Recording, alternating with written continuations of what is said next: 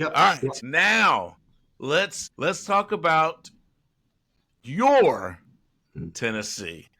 I know I'm looking at you, but that wasn't actually towards you. I got you. That was toward the crowd. Your Tennessee Volunteers schedule. They open up the schedule with Syracuse. Then it's ETSU. And then Georgia. You're going to get smoked. Yeah, run and hide. Oh, my God. Then you may have a chance with UAB. Maybe. I think. Well, let's go through them real quick, and then we'll go we'll go over each one individual. Then UAB, and then at Mississippi State. Then you play Arkansas at home. Then you go to Tuscaloosa. Then you go to Lexington, Kentucky. Then you play Oklahoma at home. Then New Mexico State. Then you got to go to the Swamp, and then you host Vandy at home. That is your 2025 schedule. Tennessee. And so let's start at the top. Syracuse. Syracuse had a great season last year. They were a good football. Now they lost their quarterback. I think he went to. I think he's in the NFL. I believe. I hope I'm saying that right. They're not SEC, so we don't know. We don't care. Yeah. So, but I do think they lost their quarterback last year. So, but still, Syracuse is a good program. That could be a trap game for Tennessee if you ask me, because they got as you will get into it in a minute, they have a lot of holes and a lot of confusion, and they could lose that game. Yeah, Syracuse they're one of those programs that they might have a great year or they might have an okay year. Very, very, very rarely do they have a bad year. Tennessee, as we'll get into a little bit deeper, is getting ready to go into a bad year. So to have this as game one, honestly, I've got it at a coin flip. I would, as an SEC guy, I would love to be able to tell you guys that Tennessee is going to come in there and they're going to make a great showing and they're going to be 2-0 going into Georgia. I can't say that with confidence. No, not at all. And I was right. While you were talking, I did something that, if y'all notice, we do not have our producer B-Dog with us today. He is schooling, and so he would have normally looked this up for us. But Kyle McCord was their starting quarterback, and he was a difference maker last year. He did go to Philadelphia, so that can make a difference. But next, after that, you have East Tennessee State. That's a W. Yeah, you got that. Then Georgia rolls into Knoxville. I'm sorry, guys.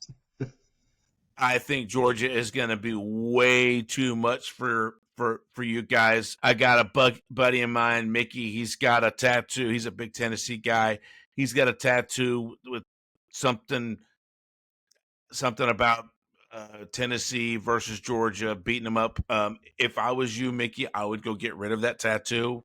It's not going to come to fruition on September the 13th at 3:30 p.m. If Eastern Standard Time.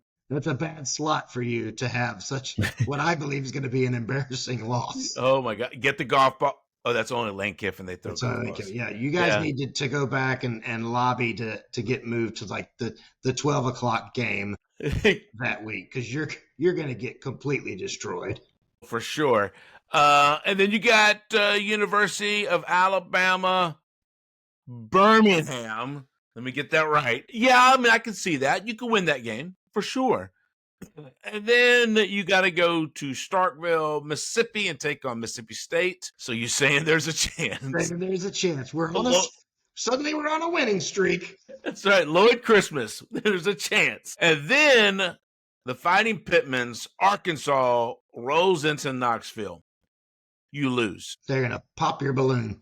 Yeah, you're done. And then you go, like I said earlier, then you roll into Tuscaloosa. Sorry. Now we're on a losing streak. Yeah, the things have shifted. Yes. The seas were angry, my friend. And then that losing streak, and we'll talk about this one for a moment. That losing streak, in my opinion, stays because then you go to Kentucky.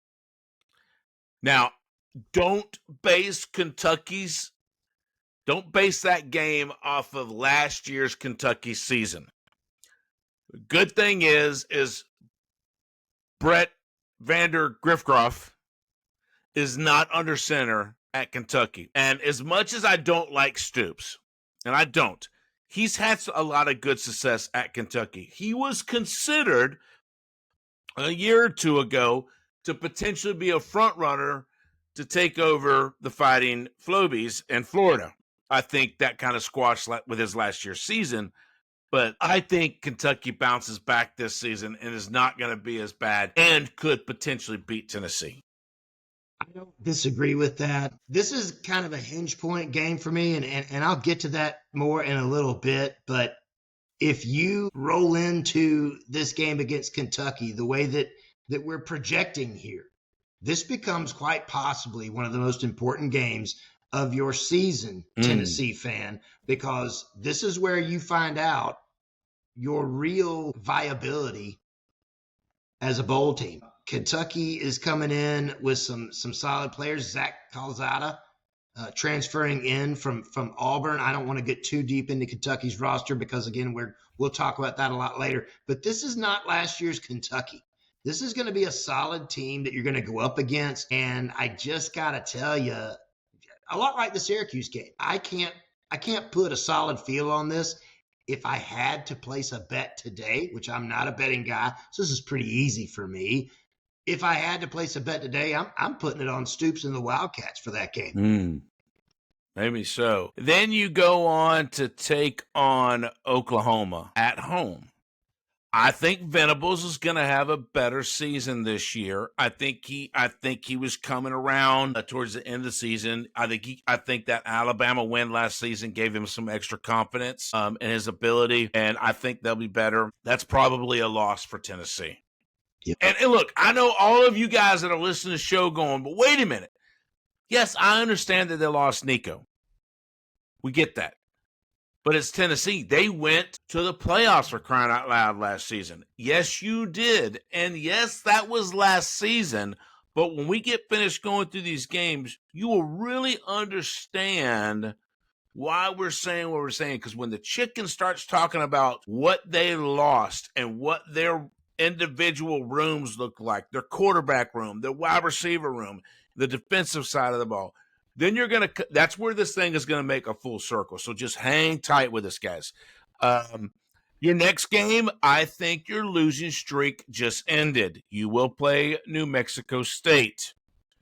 And then you have to go on to the Swamp and play DJ Lagway and the Fighting Flobies. Asked Lane Kiffin last year how hard it is to play in the Swamp. Yeah, right? They're gonna cut your hair. That's what's gonna happen. You're gonna lose to the Gators in the Swamp at the end of the year, right? Like we saw what happened with Florida at the end of the season last year. They got better and better and better. They're coming into this season off of the improvement that they made last season, and with the coach that Napier is, I believe that improvement will continue. I do too. It's gonna be a long 2025, guys. Yes, and then you close out your season as you always do against the Anchor Downs. And look, man, the good thing is you have to play Vandy at home, so that's good. But man, if Pavia is able to hang in there and keep that starting role and not get kicked out of college football, hey Bert, I'm telling you, man, that could be a very challenging game for Tennessee, no doubt. So again, just like with Kentucky, looking at things right now, my money's on Vanderbilt to win that game. My money is on Vanderbilt to hand Tennessee an embarrassing 25 campaign. Yeah, and you're basing that off of who's returning and who's not, right? So Nico and all those people left, and you'll get to that in just a second. But we're also basing that off of Pavia coming back.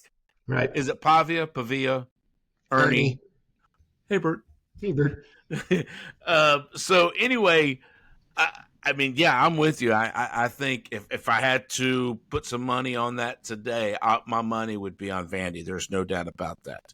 This will bring us to I Go don't ahead. know, at least the first chicken scratch moment of this episode. I don't know Ooh. if there'll be a second one. They just come to me.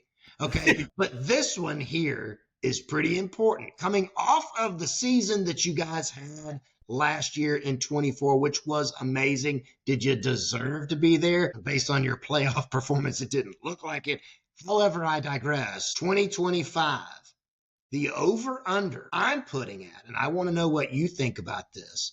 Chicken scratch moment, over-under 5 wins for Tennessee. Does Tennessee go from a playoff team to even the ability to get to a bowl game at all?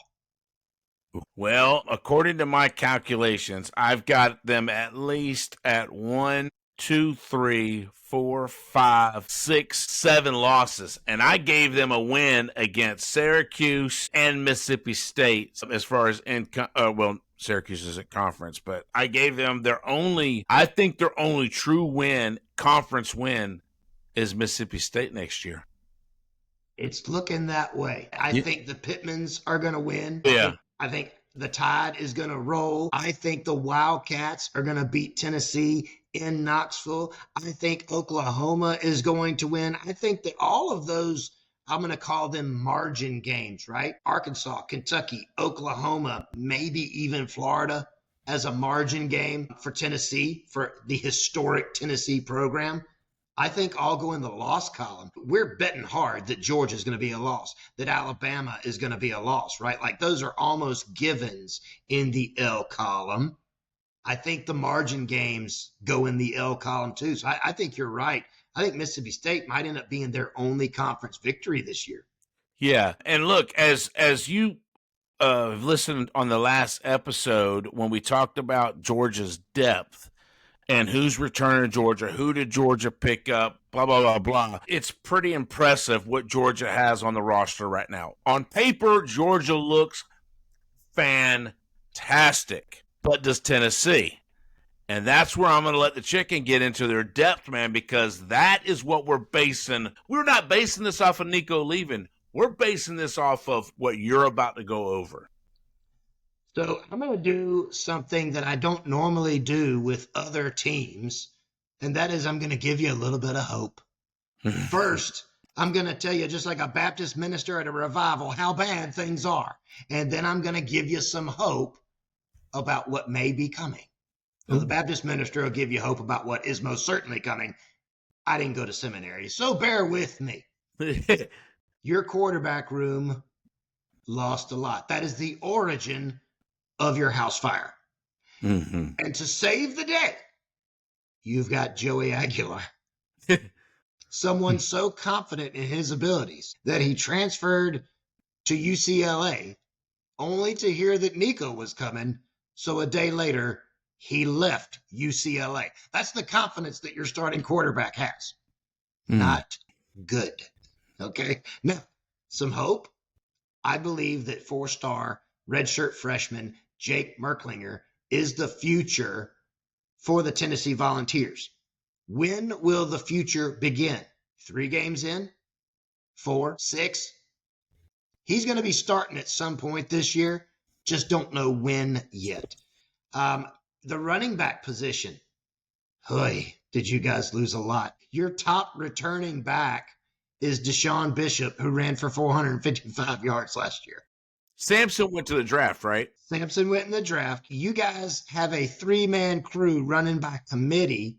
The top back is Star Thomas, oddly enough. The kid's name is Star. Transferred in. He ran for 876 yards last year. So, okay, cool. You got that going for you. So it's not a bad running back room, but it's not anything that you want to beat your chest up against Georgia about or Alabama and say, well, stop this guy, because teams like that are going to say, okay, right? Now what? Your wide receiver room. Guys, this is not good. This is not good at all. You have the least amount of game experience in this room, right? Like Cub Scout level. Your starter, Chris Brazzell II. I don't know how partial he is to that second. Played in 13 games last year, 58 targets, 29 receptions. Not stellar. 333 yards, not stellar, and 2 touchdowns. Nothing to brag about here. He's your number one guy on this depth chart.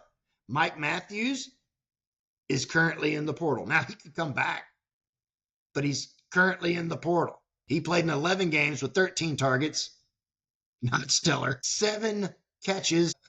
He's about 50%. And about 90 yards through the air. That's pretty good. Now, of those 7 receptions, 2 of them were for touchdowns. So that when you break it down that way, that's a pretty good ratio. Yeah. But I digress. He's currently in the portal. Braylon Staley, 4-star redshirt freshman. He only played in 3 games. I won't go through the rest of the stat line. A lot like Arch. It was 3 games. 3 games. So you haven't shown me a lot yet. Amari Jefferson is transferring in from Alabama. Redshirt freshman. That's exciting, right? We're getting excited. Travis Smith Jr., true freshman. Radarius Jackson, true freshman. There's a lot of youth. So here's some of that hope. We just talked about it with Merklinger at the quarterback position. I believe that Heupel is building a program. I don't think, and a lot of this has to do with NIL, right? Like I said, Nico burnt their house down. But Heupel is coming back in and he's laying a solid foundation to build something. Is it going to be this year? Probably not. But the wide receiver room, although extremely inexperienced and pretty doggone young, is going to produce something that can draw the attention, if Merklinger ends up not being your guy, of someone that could transfer in to Tennessee for next season, for 2026. So there is hope here. Your tight end position, probably your best room on the entire roster. Okay? A senior in Miles Kisselman. You've got a redshirt sophomore with Ethan Davis, redshirt freshman with Cole Harrison, 4-star, 3-star, 4-star, and 4-star Deshaun Brame and Jack Vander something or other. Both true freshmen coming in here. Okay? Sorry if I didn't pronounce your name right, but it's a whole lot of letters and I'm dyslexic, so live with it. There's a lot going on to be very excited about with the tight ends at Tennessee. So again, hope. Your offensive line. Well, your left guard and your right guard just transferred in here. So not a lot of chemistry there, but 3 out of the 5 played together last year. So not as much growing together, you hope. Let's go down to the defense. Defensive line, they're okay. Okay, a lot of 4-stars there at the top, sprinkled in with a 3-star in Jackson Moy, but he's a true senior. Tyree West is a true senior. Joshua Joseph, so you've got experience there. Dominic Bailey, redshirt senior. Bryson Eason, redshirt senior. These guys are coming together. This is their opportunity to prove what they're worth. So your defensive front, I believe, is going to be pretty solid. Again, hope. Now, hope can be dangerous, my friends, and let the linebackers tell you why. They're not looking all that great. Okay? Arian Carter is a 4-star. Jeremiah Tellander is a 3-star. Both juniors, both played in all 13 games last year, but not really any impressive stats to talk about. Edwin Spillman is a redshirt freshman. He's a 4-star player, but only played in 4 games. Caleb Herring is a 4-star junior, played in 12 of the 13 of the 13 games last year. So, but again, nothing stellar to talk about in the stat lines. These guys weren't lighting it up with almost 90 tackles or 80 tackles or even 70 tackles. Your top returning tackler in the linebacker class is Arian Carter with 43 tackles last year, 0 sacks. So there goes a little bit of that hope. That's why I don't know that you're going to win more than 5. Your defensive backfield. I would say that these guys are right up there with your defensive line in terms of hope for the defense. It's up in the air as whether or not Jeremy McCoy is going to be able to play this next season. I believe he's battling with an injury there, but he's your top returner in the defensive backfield. Ricky Gibson is currently in the portal. We don't know where he's going to land. Redshirt senior Andre Tutorine, Boo Carter, a sophomore. So you've got a lot of experience there. 13 games played, 12 games, 13, 5 games for Idris Farouk, 13 games for Jalen McMurray, 13 games for Colton Hood, who just transferred in from Auburn. And then we've got a bunch of commitments and true freshmen here. So again, Heupel is building something. There is hope for tomorrow for the Volunteers. If I were you, I would volunteer to take the year off and let everything else hash itself out. Let's just come back and try again in 26. Yeah, one of the things you kept talking about was hope, and so I wrote down, are you a glass half full kind of guy? I think with a coach like Heupel, I think you have to be. If you were looking at this season, this upcoming season, with some of the other coaches that we've talked about, I don't know, Muschamp. If you're looking at this same set of players, then you're a glass half empty. But you've got Josh Heupel, and I said this in a previous episode. I think he's building good things at Tennessee. Okay, you had something that affected your program in a way that, in my opinion, affected your program in a way that it hasn't affected any other program in the country. Other big players have left for better NIL deals or starting positions or whatever in this modern era of transfer portal and NIL money, but none left the absolute devastation that Nico did when he left Tennessee. It was ugly. He dumped kerosene all over the living room and lit a cigar and walked. And it shows. Your depth chart painfully shows. I don't know why. And for all I know, it was because Merklinger is the future and Heupel knows that. So maybe that's why they didn't make any big chase over any other names in the portal. Maybe it was because of what Nico did and when he did it, the timing of when he did it to Tennessee. But it really left the cupboard bare. But again, for me, Heupel is the key. And that's why I say over a Muschamp or anybody like that. I think that Heupel is what actually provides this overall hope and has me seeing the glass half full. Yeah, and the other thing that I wrote down while you were ranting, I'm known to do that. Yeah, was the fact Josh Heupel. I just wrote the name. Because let's say that they do go 5-7. God forbid they go 4-8 this year. Because I'm an SEC guy, I'm a Georgia to the core, but I'm also going to always pull for the SEC, and that includes the Tennessee Volunteers. Even though I don't necessarily care for a lot of their, they got some. Actually, all teams have rude and obnoxious fans. Let's just go ahead and get that out of the way. So I won't even go there. But I'm gonna root for Tennessee, right? Like you said, Josh Heupel, I think, is a good coach. I think it would be catastrophic to your program if Josh Heupel was to go, if Tennessee was to go to 4-8 or 5-7 or even a 6-6, and you can this dude. In other words, in my opinion, what I think you should do is actually give this guy a raise, because I say he's building something.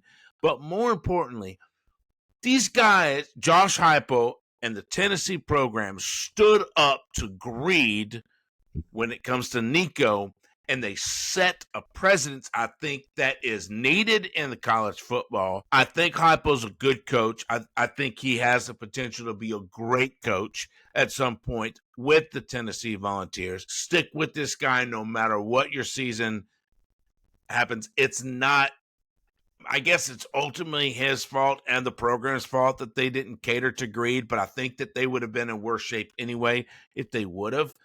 So you guys did the right thing. Stick with your coach. I think he's good, and I think he's good for the Tennessee. I think he's good for Tennessee, and he's good for the SEC is what I meant to say. Yeah, I'll back you up on this. I think that it's way too easy to point the finger at the coach, right? Mm-hmm. When you've had a less than impressive season, and I think that's what Tennessee is headed into. But I do believe that Heupel is exactly what the Volunteers need. I do believe that he's building something special there. If you make a knee-jerk change after what's probably going to be a rough year, then you're only going to set yourself back even further. And I don't believe that Tennessee wants to do that. I think they've got some smart people in the athletic office there. I think their AD knows what he's doing there. I don't know that they're going to give the guy a raise. I don't know they're going to bring Josh in after 4 wins and say, hey, we've decided to give you more money, right? If he does, I get 10%. I was going to say, Josh, if that's the deal, let me know if you need the chicken on staff because I'm available. But past that, I think that they're going to stick with this guy. Now, how long? How long will they? Will they stick with him for consecutive 4-win seasons or consecutive non-bowl appearance seasons? I don't know. But I don't think that Tennessee's in danger of that. I just feel like this is going to be an adjustment year, and I think that you can really offload almost all of that responsibility onto the absolute circus that was Nico's departure. A question for you. Ooh, bring it. Here we go. You ready? I am. Is Josh Heupel, and I want all of our fans, whether you're a Tennessee fan or not, anybody that listens to this show and listens to what I'm fixing to ask, I want the comments to flood in because I think this is a good question. And I think it's good because I came up with it, so there's that. But is Josh Heupel a good enough coach to prove the Chicken and the Dawg wrong about their 2025 season? I would say yes, but no. I think he's a good enough coach. I really do. I think he's got solid roots in this game. I think he knows what he's doing. I think he can recruit, right? Both existing players through the portal and incoming freshmen. I think he has everything that Tennessee needs as a coach. I think he's a great coach. I just don't think that he's got enough weapons, enough players to do it this year. Again, Nico burnt the house down. He's dealing with rubble right now and what they could salvage. I think that that's a massive handicap to undertake, and I just don't see him doing it this year. So do you think there's any coach out there that could overcome what the mountain that's standing in front of him? No. Okay. I don't think that if you called Nick Saban tomorrow and said, would you come into Tennessee and show us how it's done? I don't think Nick Saban is doing a whole lot better. Now, would he do better than Heupel? I mean, sure, he's Nick Saban. But don't take that to mean that he would get them to a bowl game or that he would get them to the playoffs. I don't believe that at all. I just feel like there's too much damage by what happened in the offseason for anybody to do great things with Tennessee. One of my favorite questions to ask when the firing bug happens at pick a university is, well, who are you going to get? Yeah. Right? If this isn't your guy and you're ready to kick him out the door, tell me who you're honestly going after. Now, anytime that there becomes an opening in the coaching carousel, we all, and I'm finally going to include us in the media, we all in the greater college football media will come up with potential. It's got no merit. Of course, they're going to call Lane Kiffin, and Lane's going to go, no, been there, done that. I'm not going back. You people throw batteries at me, right? Like that ain't going to happen. So, but there's always going to be a list. In the next couple of years, on most of those lists are probably going to be, could we call Nick Saban? Mm-hmm. Would he come out of retirement to come here? The answer is no, he won't. No. He's happy doing what he's doing, right? I think that a lot of that whole parlor trick is going to be proven less than beneficial after what I think is going to happen at North Carolina this season with Belichick, right? So reaching back into the history of football success and bringing a guy forward, I don't think it's going to happen a whole lot anymore. So when you're looking at who's available right now that's not retired, who's available right now that's an up-and-comer, if you fire Heupel, where are you going? Who's your call? No, who's your call that's going to return your call and say, yes, I'll take over that dumpster fire? It won't be Kirby. It won't be any of them. No. It won't be any of them. I will be one of the first people to say, as an avid, absolute Gamecock fan, that Tennessee has a much more impressive historical football program than the University of South Carolina. No doubt about it. We're building, but you guys have built, right? Shane Beamer, with all of the notoriety that he's catching and all of the eyebrows that he's raising about what a good coach he is. An up-and-coming coach like Shane Beamer is not going to Knoxville to No. put up with all of that right now. So it's not from a standpoint of, well, you're stuck with Heupel. In my view, Volunteers, you should be thankful that you have this guy. I agree. That he didn't sit there and look at the cupboard and go, well, it's been nice, but I'm going somewhere else, even if I got to take a year off and be a commentator for the ACC. You don't think he'd be a commentator for the SEC? I don't know. They've got a pretty solid crew. You got Tim Tebow on there. Roman Harrison's on there. Jordan Rogers is on. I think they're set right now with the SEC crew. And I was making fun of the ACC, but whatever. Maybe the Sun Belt needs some help. The point that I'm making is you should be glad you got Heupel, that Heupel stuck around after Nico split, and that Heupel is, in fact, the kind of coach that says, this is Tennessee football. I'm Tennessee football. Mm-hmm. And we're going to get through this together. And I think he'll pull them straight on through. Again, it ain't going to be this year. It's not going to be in 25. But I think he will pull them through. And I believe that in 26, Tennessee is going to be just as dangerous as they were in 24. Yeah, I think so too. I think once that new quarterback, that freshman quarterback gets under center mid-season of 2025 is what I would project what's going to probably happen. I mean, because I don't think the other guy's your future. I think you're going to have to go with this new kid.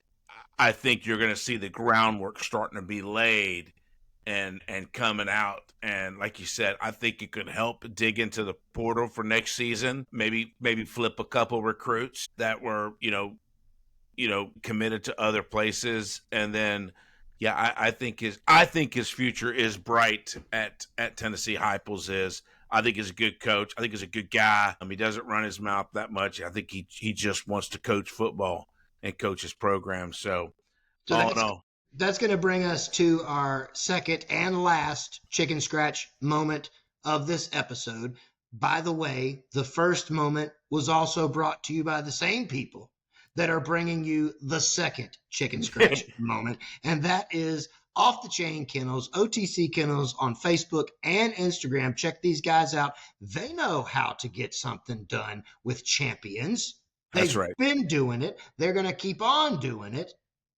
And I believe that Heupel is that same guy. My question, the chicken scratch moment here is, how many seasons, and we're going to discount as just like a bid opportunity. I'm throwing out the worst, the low, and I'm throwing out the highest of the highs. I want the meat of the conversation. So, folks, you can reply in your comments to us this next week. We'd love to get those comments and address them, both intelligent and not so much, on our next show. But how many seasons does it take Heupel to bring them back? Not rebuild. I don't think that he needs to completely rebuild, but to bring them back. He's got to replenish to the level that they were threatening to be at. I don't believe that Tennessee was a championship caliber team last year. They were a playoff team. Well, they earned their way in, so it's hard to argue against it. But I don't believe that they were going to win a championship, right? But how long does it take Heupel to get them back? And if you're an anti-Tennessee guy and you say he'll never bring him back, I'm not counting your comment. You're off, pal. Bring me something intelligent.